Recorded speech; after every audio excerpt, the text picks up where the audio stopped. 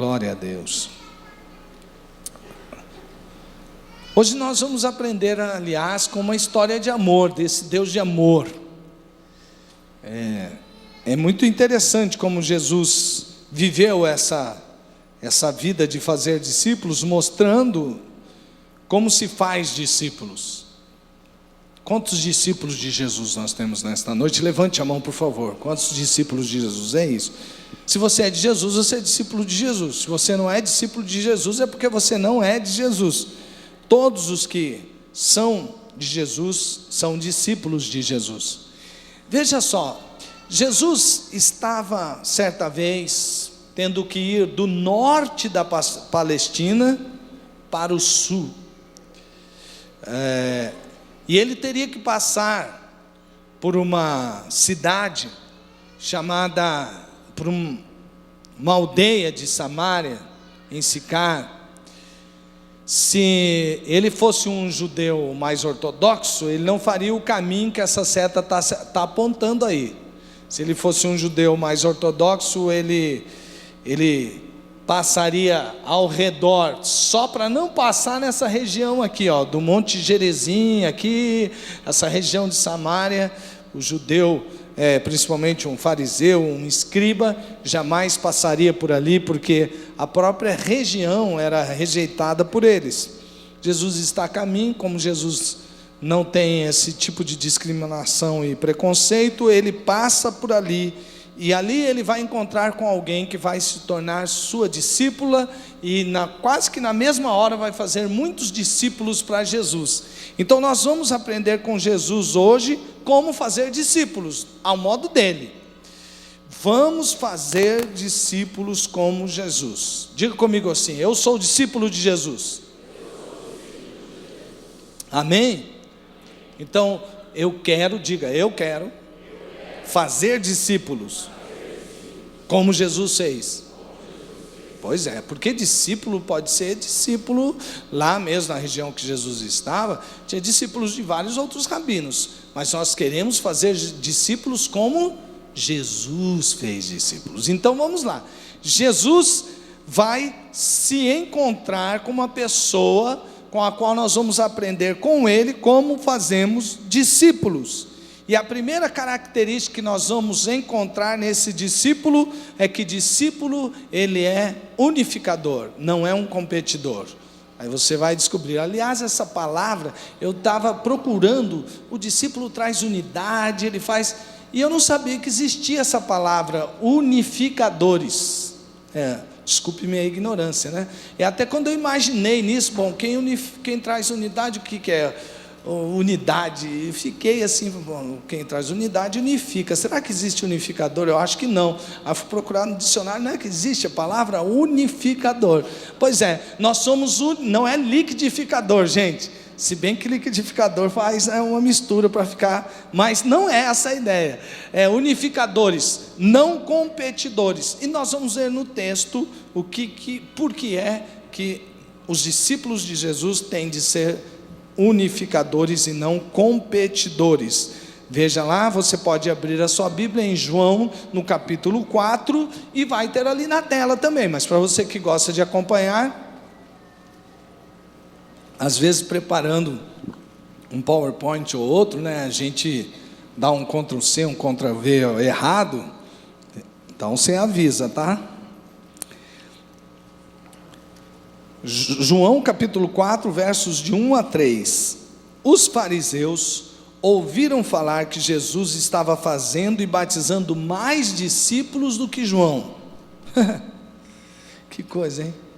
Os fariseus ouviram falar que Jesus estava fazendo e batizando mais discípulos do que João, embora não fosse Jesus quem batizasse, mas os seus discípulos. Quando o Senhor ficou sabendo disso, saiu da Judéia e voltou mais uma vez a Galileia. Os fariseus, nós vamos agora denominar daqui para frente, porque eles têm uma turma lá de fariseus, saduceus, etc, etc. Eles são muito religiosos. E o que os fariseus estavam preocupados? Só para você entender um pouco a história. Os fariseus estavam preocupados porque o tal do João Batista, profeta de Deus, estava fazendo muitos seguidores. Então tinha muita gente que estava deixando de seguir os fariseus, os mestres lá do judaísmo, para seguir a João Batista. Então já estava preocupado. Mas só que eles ouviram dizer então que Jesus fazia mais seguidores do que João Batista. Eles falaram: vamos ficar sem ninguém, porque primeiro perdemos uma porção de seguidores por João Batista, agora vamos perder para esse tal de Jesus. E ali Jesus estava no começo do seu ministério, mas eles já estavam muito preocupados, porque religiosos são competidores. Veja só o gráfico. Os religiosos, eles veem Jesus versus João, ou João versus eles, e Jesus versus eles, apesar de não se importarem se João estava a favor ou não de Jesus, mas eles comparavam, porque eles queriam saber quem tinha mais seguidores, e afinal de contas, como religiosos, eles tinham que ter muita gente na religião deles. Então aí, nós vemos que os fariseus, os religiosos fazem isso, eles competem. Mas Jesus vai mostrar que não é João versus Jesus, ou Jesus está fundando uma religião para ter mais adeptos do que a religião do judaísmo.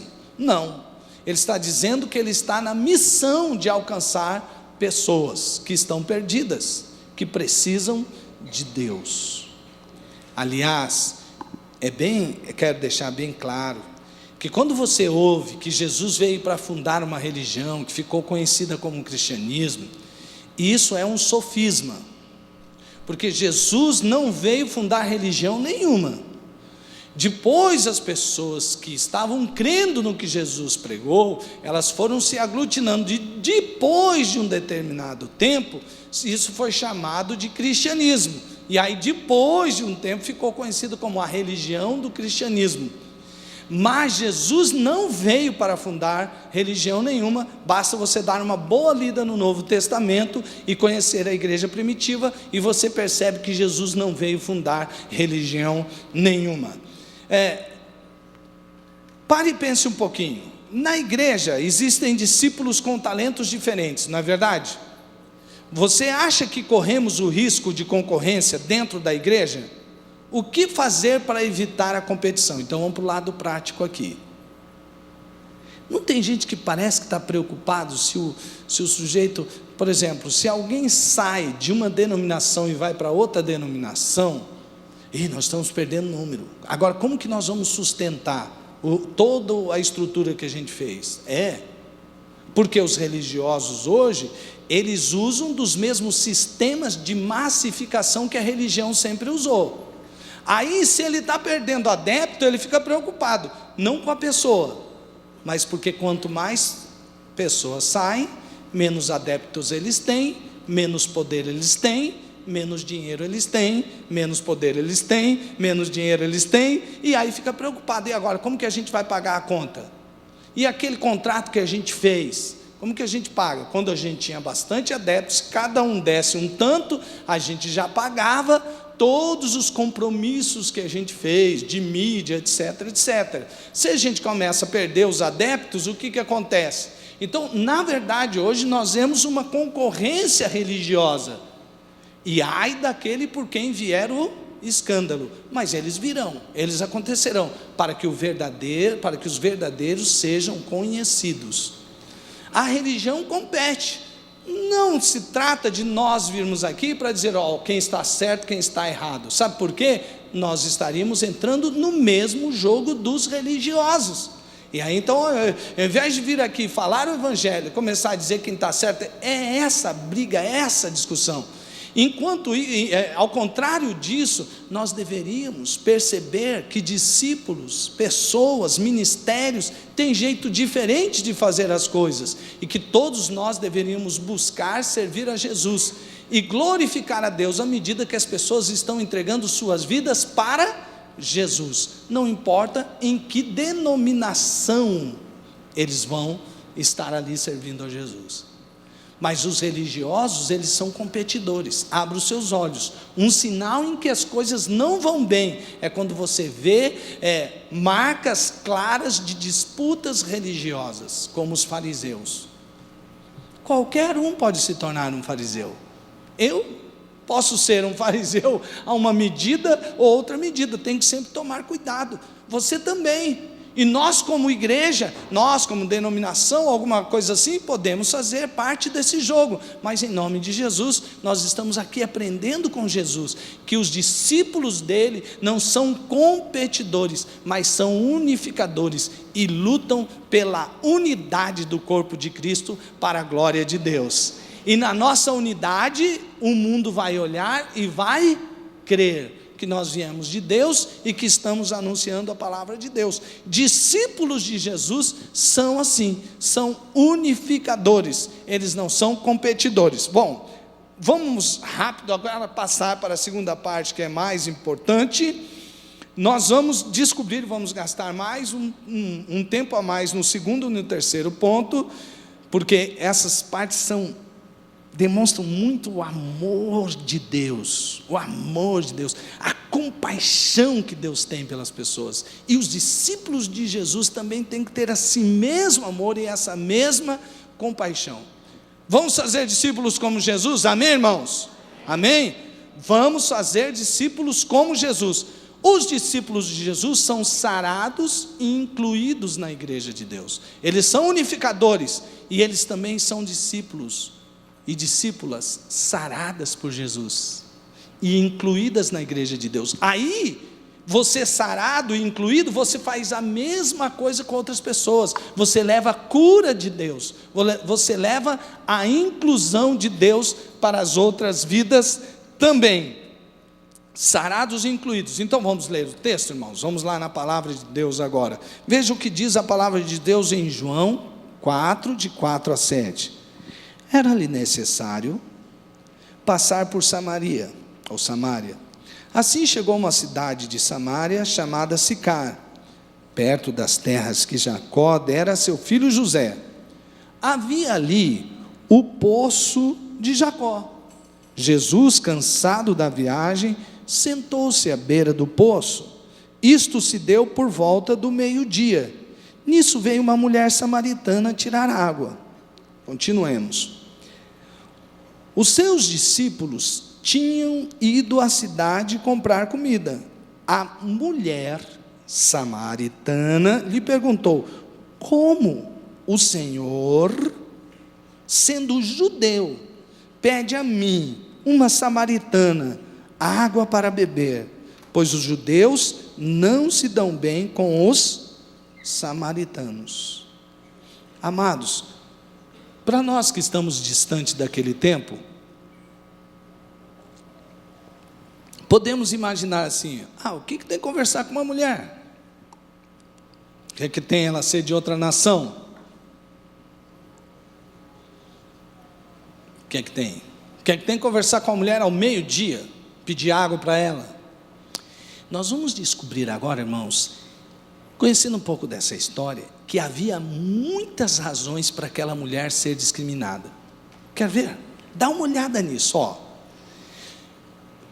razões para discriminar, racial e religiosa. Dá uma olhada. Os samaritanos eram uma raça misturada com babilônicos e árabes. Um detalhe: se você ler o Velho Testamento, você vai perceber que existe lá mesmo no Velho Testamento uma ordem de Deus, que aquele povo, quando chegasse na Palestina, não deveria se misturar, ou seja, os filhos deles, as filhas deles, não deveriam casar-se com o povo daquela terra. Então, os samaritanos, depois que houve uma divisão de Israel, sul e norte, eles se misturaram com os babilônicos e com os árabes. Para o judeu, quebraram a lei de Deus. Grande mistura de crenças religiosas e o culto ao Jeová. Obviamente, como os samaritanos, mesmo sendo do povo de Israel, como judeus, eles se casaram com povos de cultura religiosa diferente. O que é o que ia acontecer?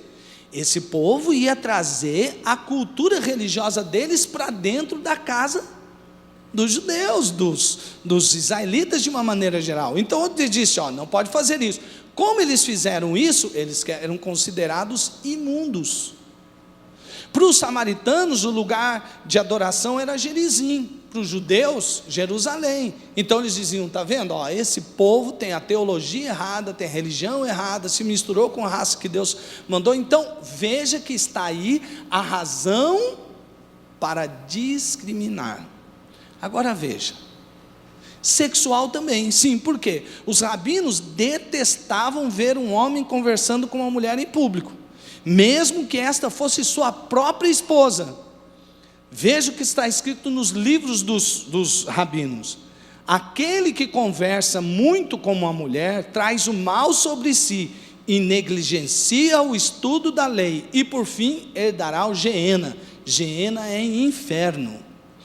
Então você quer dizer, mulher, que se você nascesse no tempo de Jesus, nascesse uma judia dentro dos fariseus lá, fosse dos farisaísmos, você não podia andar do lado do seu esposo, tinha que andar sempre atrás, não podia falar na igreja, e o seu marido não podia falar com você enquanto estivesse dentro do templo, e em público também não. Se a mulher quisesse saber alguma coisa, tinha que perguntar para ele lá dentro de casa. Olha aí que beleza, hein, gente? Já pensou? Ai. Mas assim, os religiosos faziam assim. E Jesus? E Jesus fazia assim? Não, pelo simples fato dele já estar ali, no poço, conversando, sozinho, com uma mulher, ele já estava dizendo, eu não penso como esses rabinos. Agora você descontou, né? Você estava esperando essa, né? Tá certo. Então, eles não podiam aceitar Jesus conversando, né? Com uma mulher, sozinho. Mas Jesus era um rabi diferente, ele era um mestre diferente, ele era diferente em todas as coisas que ele fazia. Aliás, você sabe o que significa tomar sobre si o meu jugo, porque o meu jugo é leve? Você sabe? Quem sabe me dizer o que é jugo? Não é quando o juiz diz, não, eu julgo, não é isso. Não é. O que era jugo? Peso, o que é? Fardo, sim. Jugo era o seguinte, vamos dizer que eu seja um rabino, tá? E aí, o Sérgio, bonitão aqui, queira ser meu discípulo. E o Sérgio é um cara muito inteligente, que lê bastante e tal. Aí, ele chega para mim e fala assim, ô Rabino Ronaldo, quero ser seu discípulo. E aí eu digo para ele, para ser meu discípulo, você tem que saber a lei de Moisés de cor. Você sabe? Aí ele diria, sei. Bom, agora para ser meu discípulo, você também tem que saber todos os livros dos profetas de cor. Você sabe? Sei. Olha, para ser meu discípulo, você tem que saber toda a tradição da lei de cor. Você sabe? Sei. Então agora você vai ter que recitar tudo isso para mim, letra por letra, palavra por palavra. E ele começasse a recitar, e recitava tudo. Aí dizia, agora, para ser meu discípulo, você vai ter que, no seu dia a dia, ter esse costume, você tem que lavar a mão assim, a água vai bater aqui, e você vai deixar escorrer pelas pontas dos dedos, aí depois você vai pegar a toalha desse jeito, e aí você vai comer, assim, assim, assim. Você aceita? Aceita. Então você vai seguir os meus costumes. Isso é jugo. É o jugo do Rabino Ronaldo para o Talmide Sérgio. Quando Jesus chega e chama Pedro, por exemplo, Pedro já tinha sido rejeitado pelos rabinos, porque ele não conseguiu carregar o jugo dos rabinos, ele não atendeu às exigências, isso é jugo. Quando Jesus diz para Pedro, Pedro, vem e siga-me, ele não fez um teste com Pedro, nesse estilo rabino, ele simplesmente, porque ele foi orar, ele jejuou e orou, durante a vigília da noite ele pediu ao Pai, que desse a ele todos os discípulos que ele iria discipular. E o Pai os deu. E ele chega e os chama, e não põe jugo nenhum sobre eles. Por isso que Jesus disse: venham a mim, porque o meu jugo é leve. Amados irmãos, quando Jesus chega para uma mulher samaritana e vai fazer dessa mulher uma discípula, ele está tirando todo o jugo quer tirar todo o jugo pesado que ela carregava da religião, para fazer dela uma nova criatura, livre de todo o jugo da religião. Os rabinos detestavam ver um homem conversando com uma mulher, mas Jesus estava ali, pleno meio-dia, conversando com uma mulher samaritana. Bom, mas além da discriminação religiosa, a outra razão é o estado civil daquela mulher. Estado civil. Olha só, Jesus disse para a mulher: o fato é que você já teve uma mão cheia de maridos, 5 maridos, e o homem com quem agora vive não é seu marido. O que você acabou de dizer é verdade. Aquela mulher estava ali ao sol escaldante, meio-dia, porque ela era discriminada pelas outras mulheres. Nenhuma mulher ia pegar água meio-dia, porque o sol era quente. Ela ia buscar a água tal, e ia andando no sol quente até o poço, e voltava para a aldeia com aqueles vasos todos na mão, não, tinha um motivo porque ela iria ali ao meio-dia, porque senão, aquelas mulheres, não tem nenhuma dessas aqui, mas há algumas mulheres que, diferente das mulheres que estão aqui, que quando vem uma mulher, elas costumam dizer assim: essa ali é a fulana. Você sabe que ela já teve 5 maridos, e o que está com ela agora não é casada no papel, é amaziada. Então, a mulher samaritana, para fugir dessas mulheres, não tem nada a ver com as mulheres que estão aqui, elas, para fugirem dessas mulheres que competem entre si, que não tem nada a ver com as mulheres que estão aqui, elas estavam então, essa mulher, para fugir, ia ali ao meio-dia, porque o seu estado civil era amaziada. E vou dizer uma coisa: tem mulher que chama a mulher adúltera samaritana. O texto não diz que ela é adúltera pelo fato dela sair por ali fazendo sexo com todo homem. Deixa eu te explicar. Se uma mulher naquele tempo casasse a primeira vez e ficasse viúva, ela podia casar a segunda vez. Porém, se por algum motivo da lei mesmo, ela fosse repudiada pelo seu marido, ela já não poderia, mesmo que fosse legal, casar pela terceira vez. Então, aquela mulher podia ter sido viúva, podia ter sido rejeitada por uma lei, e por isso estava no 5º marido. Ela podia não ter cometido erro nenhum, mas ela não podia mais ser casada. Você entende? Então, mas todos achavam um motivo pelo estado civil dela para ela ser rejeitada. Agora, eu queria que você parasse e pensasse um pouco. Será que não corremos o risco de discriminarmos e excluirmos pessoas por distinção sexual? Gente, tem hora que eu fico olhando algumas manifestações cristãs contra o homossexualismo. Tem coisa que é exagerado. Gente, por eu não concordar com a opção sexual de alguém, porque ninguém nasce exatamente, quando nasce ou é menino ou menina, né? Homem ou mulher, mas tem depois, mais tarde, a opção por uma sexualidade diferente. Só que ninguém nasce sexo tal, é masculino ou é feminino.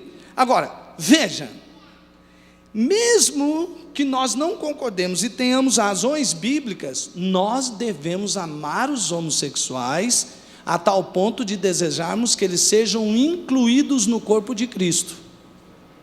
Sim ou não? Nós amamos, sim ou não? Sim. Então aí, uma vez eu preguei sobre isso.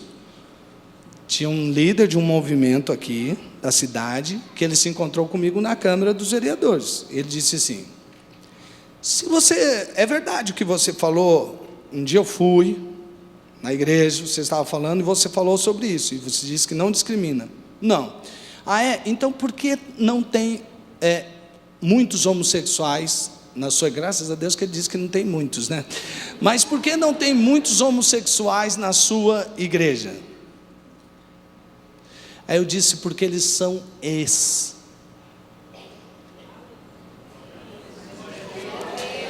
E aí ele disse assim: como assim? Eu falei: porque ninguém rejeita que ele entre, só que é o seguinte, ninguém que se encontra com Jesus permanece no mesmo estado de antes.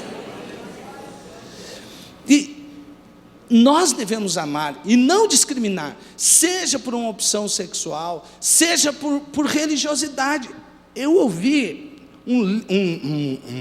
alguém contando, como líder de célula, ele era líder de uma célula, e uma pessoa se esforçou muito para trazer um convidado, e aquela pessoa foi na primeira reunião de célula, e ela gostou muito, e ela se sentiu amada, bem recebida. Foi a segunda porque gostou da primeira. Quando chegou na segunda, ela disse: estou vindo aqui com vocês, eu não sou dessa religião.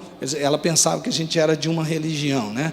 Não sou dessa religião, mas eu sou da religião tal, mas eu estou muito feliz de estar aqui no meio de vocês, né? Aí um membro da célula disse assim: quero dizer para você que eu também fui dessa religião, e é a maior roubada, hein? Esse entendeu direitinho, né? Você acha que a pessoa voltou na próxima célula, sim ou não? Não voltou mais à célula.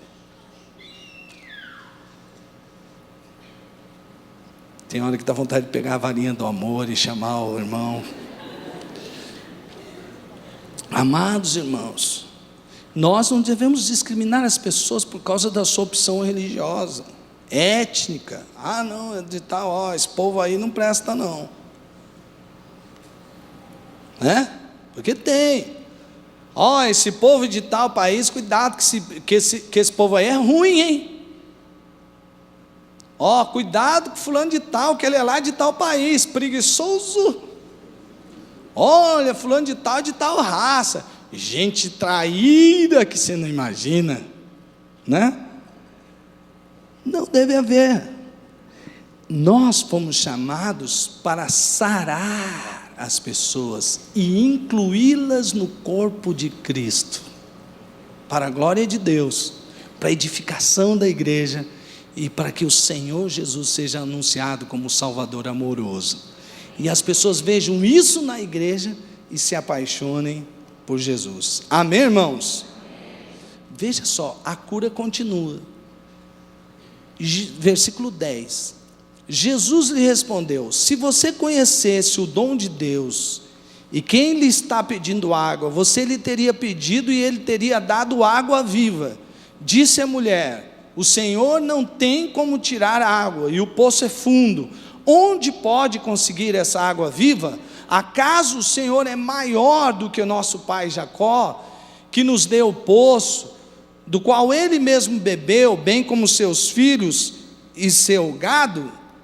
Jesus respondeu: quem beber desta água terá sede outra vez, mas quem beber da água que eu lhe der nunca mais terá sede. Ao contrário, a água que eu lhe der se tornará nele uma fonte de água a jorrar para a vida eterna.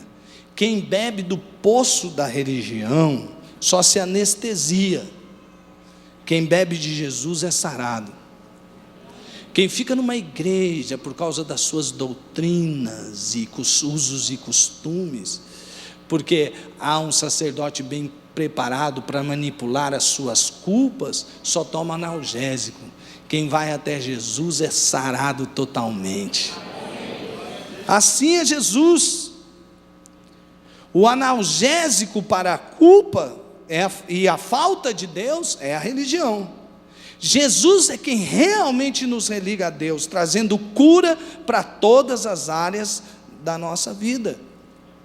Por isso, não se esconda atrás da capa da religião. Não faça isso, não faça isso, não faça isso. Não fique pulando de lugar em lugar, tentando fazer promessas e pagar promessas e tentando comprar Deus com algum tipo de sacrifício, porque Deus não é desse tipo. Religião é templo, sacerdote, ritos, sinais, símbolos. Deus é vida e vida em abundância. Se você está nos vendo pela internet, ou de repente você está passando o canal aí na net, e você está ouvindo esta palavra, quero dizer para você, Deus está falando com você neste momento. Saia de trás da máscara da religião. Não tenha medo de mostrar quem realmente você é, porque Deus não ama uma máscara, como já disse alguém. Deus ama pessoas. E Deus quer entrar na sua vida para mudar a sua vida. Mas enquanto você fica atrás da capa da religião, Jesus não pode operar um milagre maior. Saia, faça como essa mulher. Jesus foi aos poucos trabalhando com aquela mulher, e ela foi se abrindo, e ela foi se expondo, apesar de que ela já estava totalmente exposta diante de Deus.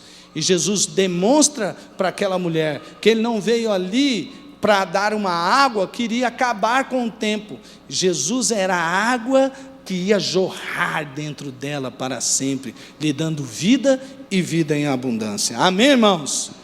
Quantos discípulos de Jesus nós temos aqui? Glória a Deus. Então, seja sarado em nome de Jesus. Se sinta totalmente incluído no corpo de Cristo, e faça discípulos sarados e incluídos também em nome de Jesus. Terceiro,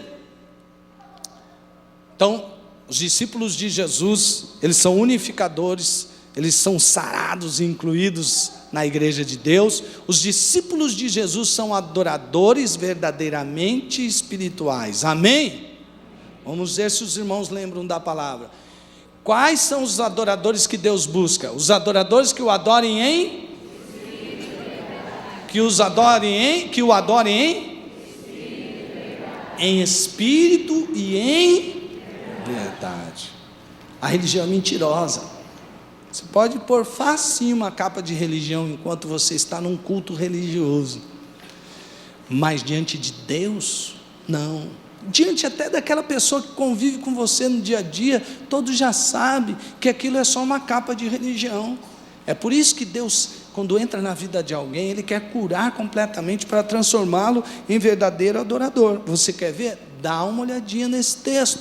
Disse a mulher: Senhor, vejo que é profeta. Estou lendo o versículo 19 do capítulo 4 de João. Nossos antepassados, olha o que a mulher vai fazer. Ao invés de ela aproveitar a palavra da vida, ela vai entrar numa discussão, vai fazer uma tentativa de entrar numa discussão religiosa ou teológica. Nossos antepassados adoraram neste monte, mas vocês, judeus, dizem que Jerusalém é o lugar onde se deve adorar.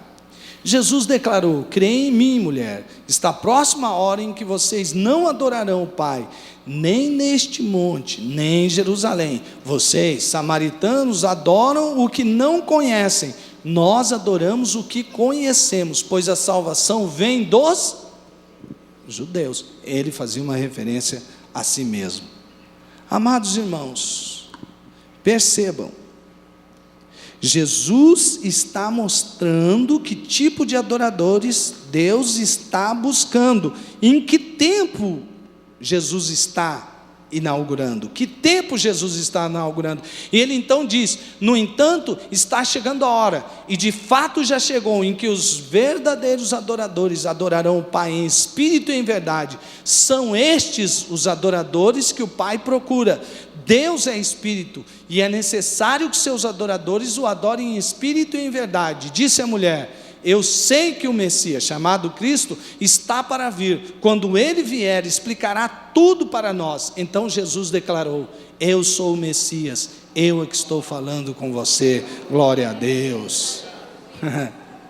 Aquela mulher, ela conhecia um sistema religioso que incluía templo, sacerdote, símbolos, ritos, doutrinas e outros componentes que não deveriam ser mudados. Ela era usuária e dependente, como um usuário de drogas. Ela era usuária e dependente desse sistema que anestesiava o coração, mas que por outro lado a discriminava.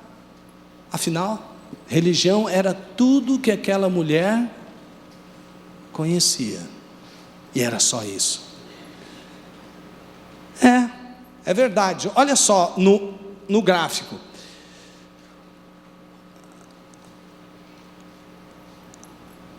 A religião faz religiosos dependentes do sistema, cheio de esqueminhas, mas Jesus não. Jesus faz nascer verdadeiros adoradores, livres, totalmente livres, para adorarem o Pai, com muita espontaneidade. Você não precisa ficar ensinando um adorador a adorar. Religioso você precisa. Levanta a mão agora, baixa a mão agora, bate palma agora, faz aquela, se ninguém manda, o cara fica lá assim. Esse ministrante não é igual, eu gosto mais daquele outro. Aquele outro manda a gente pular, a gente dançar, ele manda a gente levantar a mão, ele chora, eu choro também. Ué. Virou robozinho você? Meu irmão, entra na presença de Deus do jeito que você é, meu irmão. Porque quando você era do mundo, você dançava aqueles bailão lá, chamamé, aqui na presença de Deus. Ué, você dançava antes e nem tinha motivo para dançar, agora você tem muito mais motivo, dance mais. Jesus não mudou a sua vida? Mas a gente crê que se a gente não ficar dentro da religião, no padrãozinho de todo mundo, nessa igreja ninguém ajoelha. Ué, ajoelha você, ué. Ninguém vai proibir você de ajoelhar. Nessa igreja tal, nessa igreja. Você é o quê? Vaquinha de presépio, bonequinho, soldadinho de chumbo? Você é livre para adorar o Pai. Você é livre. Você é totalmente livre para adorar o Pai. Jesus estava transformando aquela mulher numa adoradora assim, livre. Certa vez eu li uma frase que já li para os irmãos.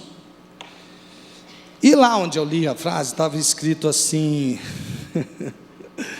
Isso que dá a confiar muito na internet, né?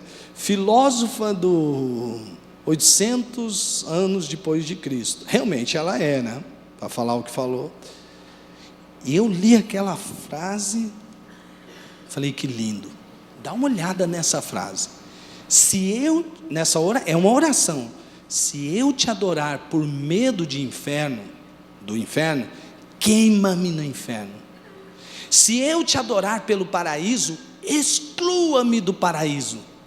Mas se eu te adorar pelo que tu és, não esconda de mim a tua face. Você teria coragem de fazer essa oração? Que lindo! Gente, quantos de nós não gostaríamos de ter feito essa oração? Se expressar isso para Deus, falar assim... Porque quando eu li isso aqui, eu falei, Deus, isso é lindo demais. É uma pessoa cheia do Espírito Santo para fazer uma oração dessa, sim ou não? Essa mulher é muçulmana do Iraque. E ela fez essa oração porque ela ama o Deus que ela segue. Ela está fazendo uma oração a Alá. E quantos cristãos gostariam de quantos cristãos Deus gostaria de ouvir essa oração? Mas Alá já ouviu essa oração. O Pai procura verdadeiros adoradores que não o adorem por causa de trocas. Te adoro, Deus, Se o Senhor curar minha esposa, se o Senhor curar meu filho, se o Senhor me fazer sair dessa situação, Deus, eu vou te adorar para sempre. Deus às vezes até ouve, né? Mas às vezes é como os infelizes leprosos sarados. 10 leprosos, eles vão lá, Jesus os cura. Apenas um volta para seguir a Jesus. Os outros 9 vão embora, consegui minha cura, pronto. É a religião do usuário. Eles entendiam isso. Esse líder religioso aí me curou. Vou sempre falar bem de você. Se tiver que mandar alguém para uma igreja, eu vou mandar para a sua igreja, mas eu estou fora. Seguidores ocasionais, como diz o pastor Elvis no seu livro de discipulado. Seguidores da multidão, seguidores ocasionais, não são discípulos de verdade que estão comprometidos, são religiosos. E o que Jesus está falando para a mulher aqui, quando ele diz não é nem neste monte, nem lá, nem aqui, nem ele está quebrando um paradigma do lugar, do sacerdote, do dia, dos símbolos, dos ritos. Agora é hora de adorar o Pai em todo lugar, em todo tempo, em espírito e em verdade. Isso Jesus está trazendo. Essa é a verdade do Evangelho. E aquela mulher, tão constrangida, tão humilhada, por ser tão discriminada, começa a perceber que está diante dela o Messias. E aí ela pergunta assim, olha, já com aquela expectativa, né? Vai vir o Messias, e ele nos anunciará todas essas coisas. Como quem diz, é você? E ele diz, sou eu mesmo quem falo contigo. E ela se apaixona por Jesus. Não, ela não queria largar do marido dela para casar com Jesus, para ser o sexto. Não é isso. Ela se apaixona por Jesus porque ela descobre quem Jesus é, na verdade da experiência da vida. Ela agora não conhece mais uma religião que fala em que monte, em que negócio. Ela está diante do Deus vivo, do Filho de Deus, do amoroso Salvador, que se entregaria numa cruz por ela. Coisa que religioso nenhum fez, coisa que fariseu nenhum fez, Jesus fez por ela. Mas mesmo antes de conhecer o fim da história, ela já percebe tamanho amor que Jesus tem por ela, porque ela se apaixona por Jesus. Sabe por quê? Os discípulos de Jesus são unificadores. Os discípulos de Jesus são sarados e incluídos, e inclui gente para ser sarada e incluída. É verdade. Os discípulos de Jesus são adoradores verdadeiramente espirituais e fazem discípulos adoradores verdadeiramente espirituais. Mas os discípulos de Jesus também são apaixonados que contagiam. Amém? Glória a Deus. Apaixonados que contagiam. Apaixonados que contagiam. Veja só o que fez aquela mulher. Então, deixando o seu cântaro, a mulher voltou à cidade e disse ao povo: venham ver um homem que disse tudo o que tenho feito. Será que não é o Cristo? Então saíram da cidade e foram para onde ele estava. Muitos samaritanos daquela cidade creram nele por causa do seguinte testemunho dado pela mulher: ela me disse tudo o que tenho feito. Assim, quando se aproximaram dele, os samaritanos insistiram em que ficasse com eles, e ele ficou 2 dias, e por causa da sua palavra muitos outros creram, e disseram à mulher: olha como Jesus é apaixonante. Agora cremos, não somente por causa do que você disse, pois nós mesmos o ouvimos e sabemos que este é realmente o Salvador do mundo. Glória a Deus. Jesus é apaixonante. Se você não está apaixonado, você está muito religioso. Saia da religião e venha para Jesus. Venha para Jesus. Aquela pessoa que você acha que é tão doidona, tão espontânea, tão coisa, talvez é porque ela esteja mais apaixonada por Jesus do que você. E você a critica tanto, porque quem sabe, sem que você perceba, você está tomado por um espírito de inveja. A mulher abandonou tudo e foi anunciar. Agora, deixa eu falar uma coisa para você. Porque aquela mulher foi ao meio-dia. porque ela não queria ver ninguém. Aquela mulher era constrangida. Como que a mulher que se sentia tão discriminada, que não queria nem ver as outras mulheres, nem na mesma hora, e obviamente não ia, se não podia nem ver as mulheres, imagina falar com os homens. Como é que ela agora desce, encara uma aldeia inteira e fala: oi, gente, tem um negócio para dizer. Todo mundo falou, pirou agora. Aí todo mundo deu ouvido, porque imagina, como é que vai dar ouvido para uma mulher dessa, discriminada, quinto marido, tal, mulher, ninguém vai parar. Mas porque ela mudou de atitude, ela de pessoa constrangida, fechada em si mesma, conhece Jesus e se abre. E ela recebe o amor de Deus e não quer guardar só para si. E ela desce e diz: olha, tem um homem lá, quem sabe ele não é o Cristo. Ela já sabia que era. Mas quem sabe, para provocar nas pessoas, venham ver se ele é. Sabe por quê? Ele disse tudo sobre mim sem eu contar nada para ele. Vamos embora lá.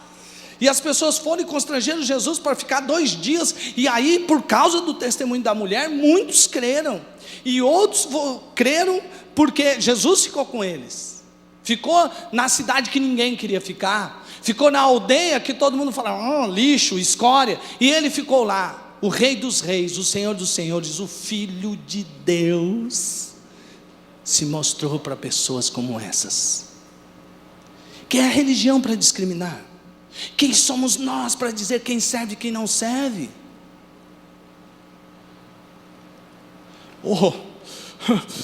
Fulano de tal disse que se converteu agora, e vai virar pastor. Como? O cara já foi até divorciado. Fariseu. Jesus transforma aqueles que não são em coisas que os homens vão olhar e dizer: mas não era esse? E Jesus faz isso. Uma pessoa constrangida, que se você chegar para ela e dizer assim: evangeliza essa pessoa. Não, eu não sei falar, eu não posso falar. Jesus, quando você tem uma experiência com Jesus, você sai falando que nem uma matraca. Esses dias eu vi uma irmã muito querida, que teve uma experiência muito especial com Deus. E eu achei sensacional, fui olhando aquilo que Deus estava fazendo. Ela foi, tiraram os documentos, a carteira toda dela, foi os documentos, foi cartão, que coisa chata, né, gente? Vai identidade, parece que a gente perdeu a identidade, não é? Como alguém me tomou tudo, e aí você fala: que trabalhando, tal. Essa irmã foi lá fazer aquele negócio, BO, tal, tudinho, não é verdade? Que você tem que fazer. Como você se sente ruim, né? Delegacia, aquele filão, ninguém espera você e tal. Essa irmã se sentiu meio assim, né? Falou assim: puxa vida, eu me senti.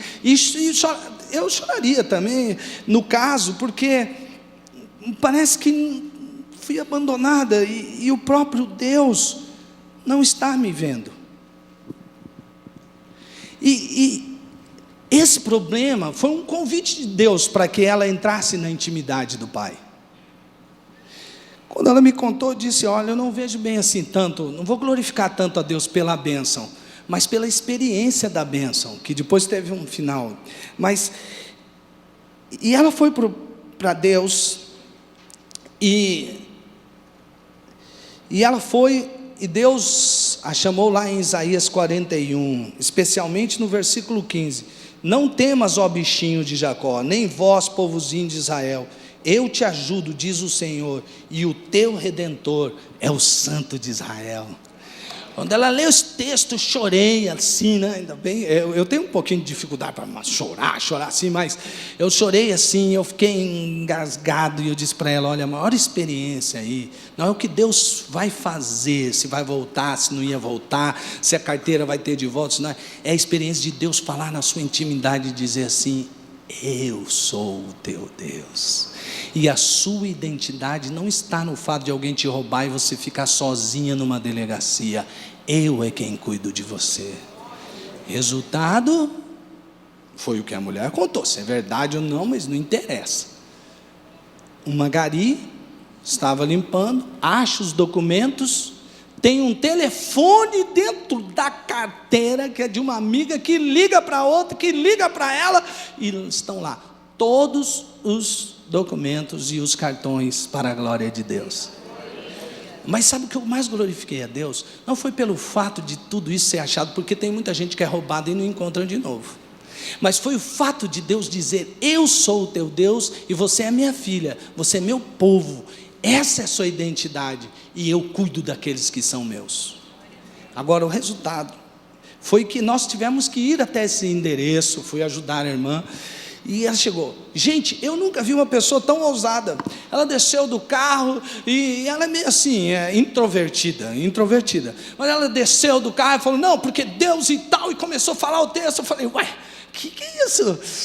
Esperava que eu ia chegar lá, evangelizar a mulher tal, e começou. Por quê? Com o impacto da presença de Deus, até aquilo que está calado começa a falar, até aquela pessoa que está constrangida, acuada, se sentindo lá no cantinho, Deus diz: você é quem é, então vai. E você vai, e quando você está indo, você tem a palavra de Deus, porque o fogo da presença de Deus está queimando no seu coração. Isso é espiritualidade, não é religiosidade. Senão você pode entrar aqui várias vezes e sair várias vezes desse culto. Você precisa agradecer a Deus por tudo que você passa e ir buscar de Deus as respostas, porque muitas vezes você entra aqui e sai exatamente como você entrou. Mas é numa experiência dessa que você é impactado e você descobre coisas verdadeiras e preciosas de Deus. Isso é espiritualidade, é andar com Deus, não é religiosidade. Quando uma pessoa tem um impacto da presença de Deus, ela é totalmente transformada. Tem um pastor, como é que chama o pastor Jean lá, que contou do cara que foi atropelado? Paul Washer, isso mesmo. Jean é bom de memória. Então, ele conta uma história, mais ou menos assim, e ele está falando justamente sobre isso, sobre religiosidade e tal. E ele diz assim: olha, muita gente diz que teve um encontro com Deus, mas aí ele usa uma figura, ele mora nos Estados Unidos, claro, ele diz assim: tem gente que é difícil. Olha, pense, você acreditaria se alguém entrasse aqui e por algum motivo chegasse atrasado numa reunião, e ele fosse se desculpar e dissesse assim: cheguei atrasado na reunião porque eu vinha vindo para cá, aí furou o pneu, aí o parafuso da roda caiu tal, eu fui atrás do parafuso, e aí vinha um caminhão, uma carreta, uma jamanta de lá, e puf, me atropelou, por isso que eu cheguei atrasado. Essa foi uma risada boa, exatamente assim. Quem vai acreditar nisso, gente? Só que a analogia que ele faz é muito interessante. Por quê? Porque alguém que foi atropelado por um caminhão, uma jamanta, vai ficar no mesmo estado? E aí ele diz: como pode uma pessoa dizer que se encontrou com Deus e ficar no mesmo estado? Por isso que quando a gente fala sobre a graça, alguns religiosos e os fariseus de plantão, eles chegam lá e dizem assim: não, aí está vendo, por causa desse tipo de religião dessa pregação da graça, que tem um monte de gente que não quer nada com Jesus na igreja. Não, tem um monte de Jesus que não quer nada com Jesus na igreja, porque são religiosos, cheios de regrinhas, quem tem um encontro verdadeiro com Jesus, aquele que roubava não rouba mais, aquele que adulterava não adultera mais. A vida é transformada, quem se encontra com Jesus. Porque quem se encontra com Jesus, se encontra com o Santo de Israel, e ele quer ser santo como é santo o seu rabi. Existia um dito popular entre os rabinos, que eles sempre diziam: olha, se alguém quer ser um bom discípulo, tem que ser coberto com a poeira do seu mestre. Isso quer dizer que andava tão de perto com o mestre, que o mestre, com a poeira que levantava da sandália do mestre, caía sobre a sua cabeça. Porque o maior desejo de um discípulo verdadeiro é ser igualzinho ao seu mestre, como já disse o pastor Eibe. É assim. Então, se um discípulo é verdadeiro, ele quer ser igual a Jesus. Jesus adulterou, Jesus matou, Jesus roubou, Jesus mentiu, Jesus enganou, Jesus fez isso. Então, como você pode dizer que está seguindo a Jesus e não ser igual a Jesus? Então, o evangelho da graça é transformador, o evangelho da lei é legalista e é hipócrita.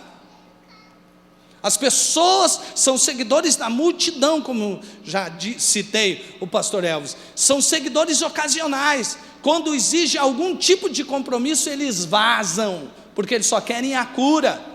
Eles só ficam à igreja quando tem a temporada do fogo, senão, adeus, até a próxima temporada do fogo. Você passa uma porção de vídeos aqui sobre avivamentos no país, e que Deus cura, e que fez tal coisa, todo mundo vem na vigília. Passou um tempo, cadê o povo da vigília? Acabou a temporada de fogo, eu vazei da vigília. Parou a temporada de fogo, eu parei o jejum.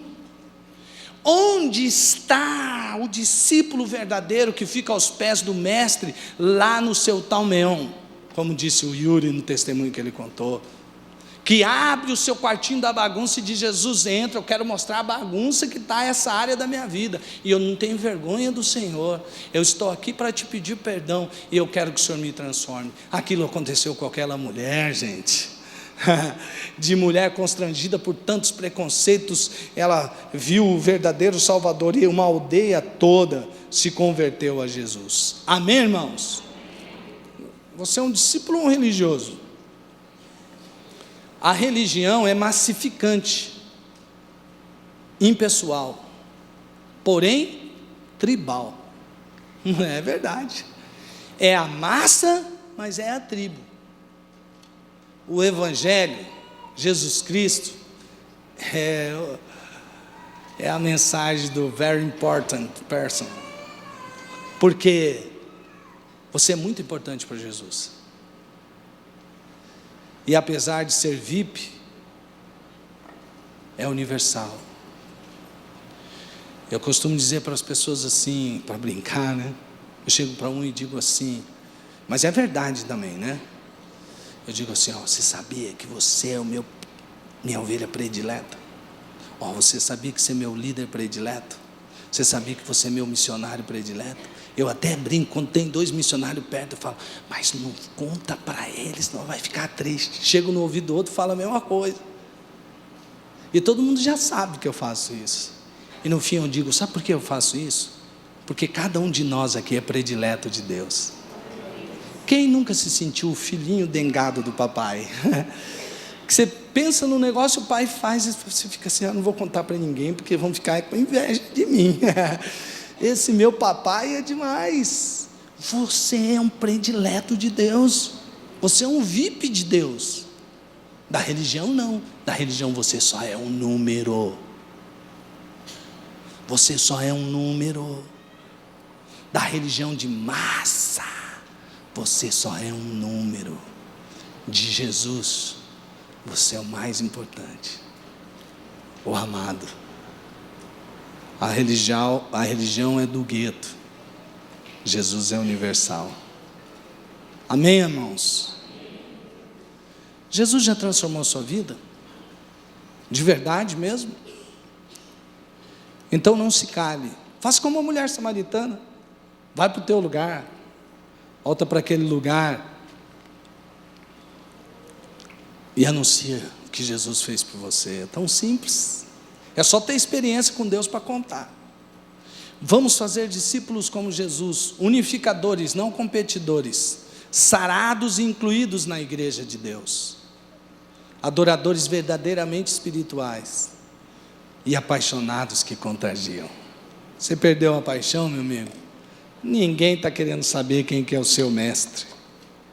Eles vão olhar para você e falar: viver como esse daí, Deus me livre. Agora, um apaixonado por Deus, a pessoa fala: o que é? Está maluco, é? Deus é lindo, amoroso, especialmente amoroso.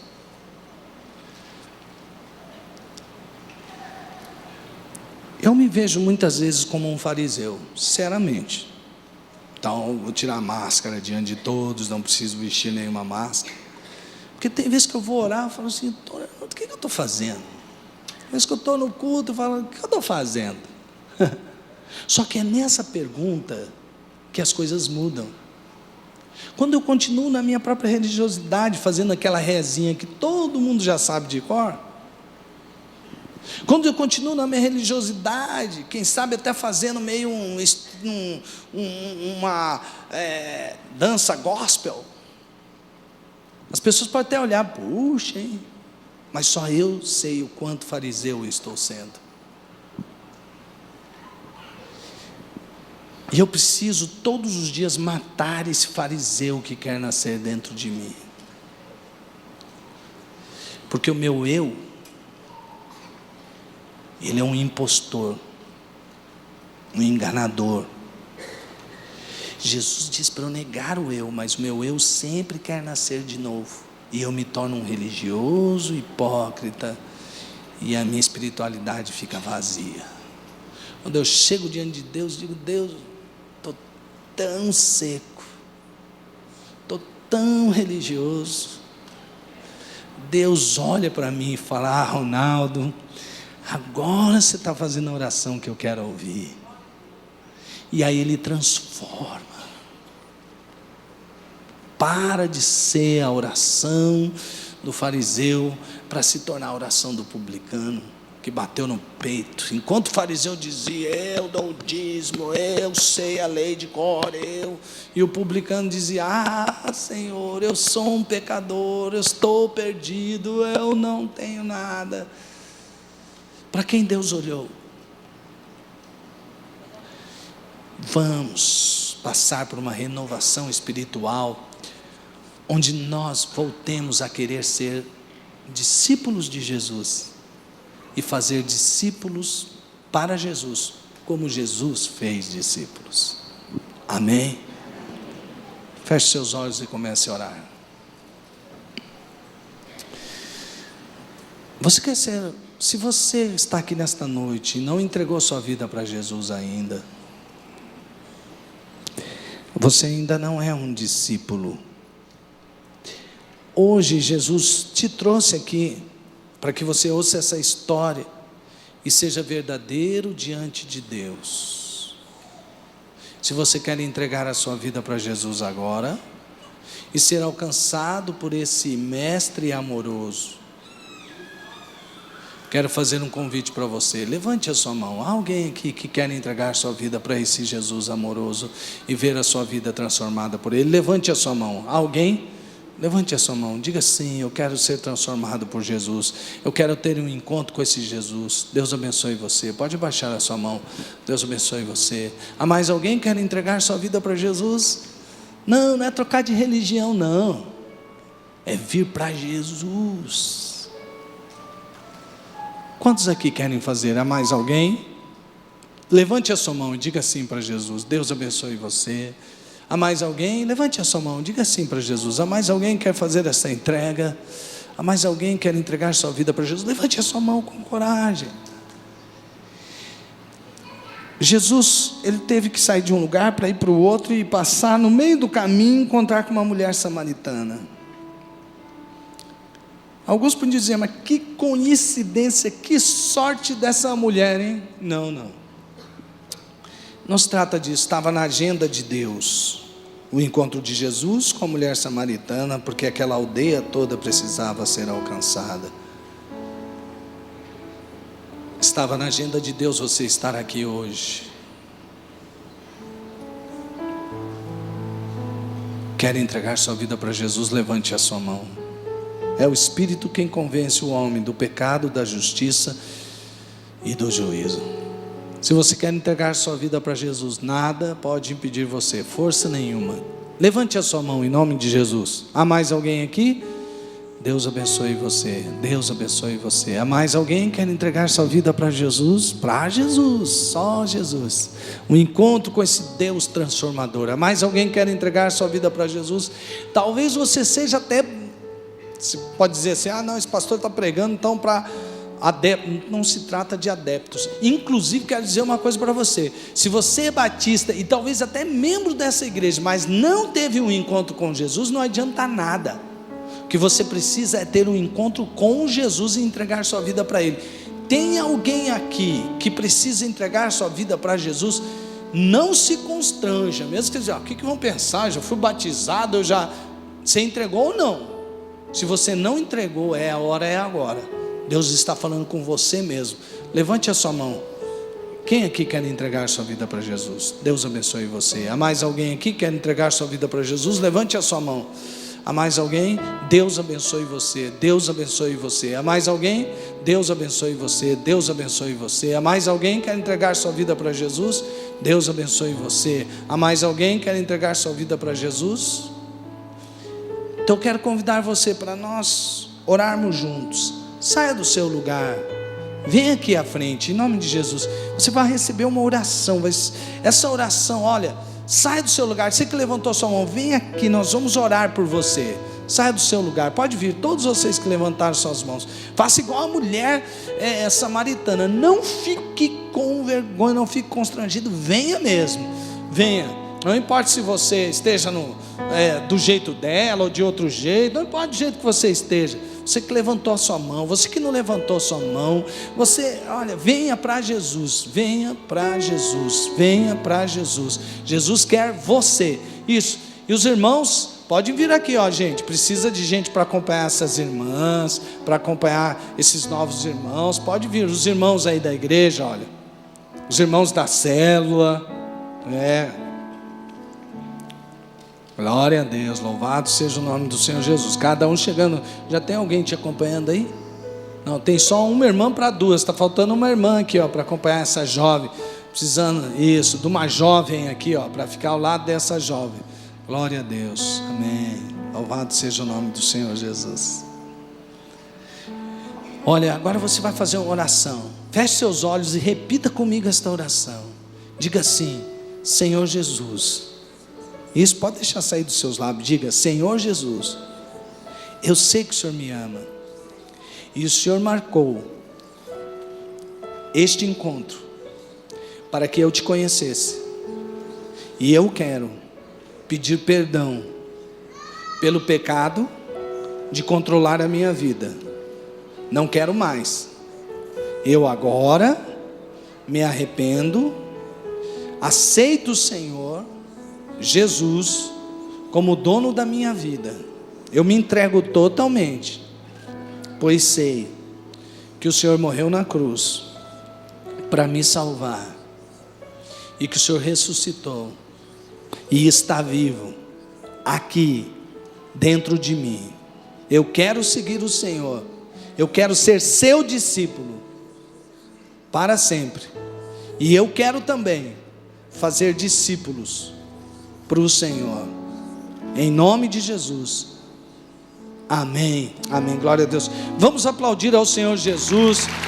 Louvado seja o nome de Jesus, que continua alcançando pessoas, amando pessoas, salvando vidas, amém.